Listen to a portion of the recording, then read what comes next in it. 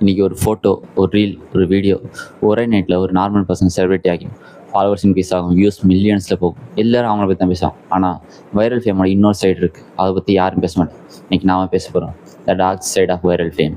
கொஞ்சம் இயர்ஸ் முன்னாடி ஃபேமஸ் ஆகணும்னா சினிமா, டிவி இல்லை பாலிடிக்ஸில் இருக்கணும். ஆனால் இப்போது ஒரு மொபைல் ஃபோன் போதும், ஒரு ஃபன்னி வீடியோ, ஒரு எமோஷனல், ஒரு கான்ட்ரவர்சி, அது போதும்.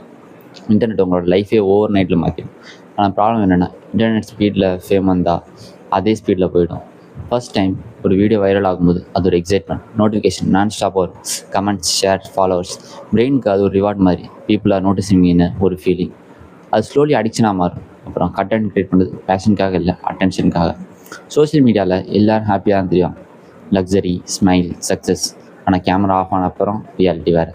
சில கிரியேட்டர்ஸ் ஸ்ட்ரெஸ்ஸில் இருப்பாங்க, லோன்லியாக ஃபீல் பண்ணுவாங்க, ஆங்ஸைட்டி ஃபேஸ் பண்ணுவாங்க. ஆனால் ஆடியன்ஸ்க்கு அவங்க லைஃப் பர்ஃபெக்ட் மாதிரி தான் தெரியும். இன்டர்நெட்டோட பிக்கஸ்ட் டேஞ்சர் என்ன தெரியுமா? It never forgets. ஒரு ராங் வேர்ட், ஒரு ஓல்ட் ட்வீட், ஒரு small mistake, suddenly same people who supported you உங்களை அட்டாக் பண்ண ஆரம்பிச்சிடுறாங்க.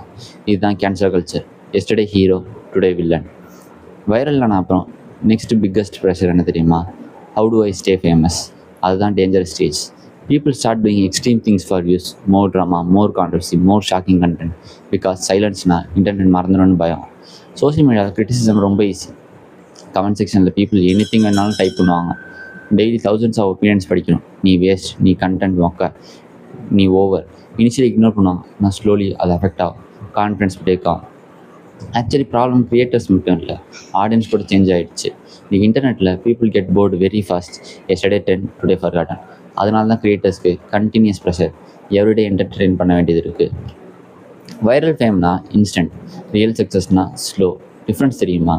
வைரல் ஃபேம் அட்டென்ஷன் கொடுக்கும், ரியல் சக்ஸஸ் ரெஸ்பெக்ட் கொடுக்கும். Attention temporary, respect long term. நம்ம ஸ்க்ரீனில் பார்க்குறது ஜஸ்ட் கண்டென்ட். ஆனால் அந்த கண்டென்ட்டுக்கு பின்னாடி ஒரு ரியல் ஹியூமன் இருக்காங்க.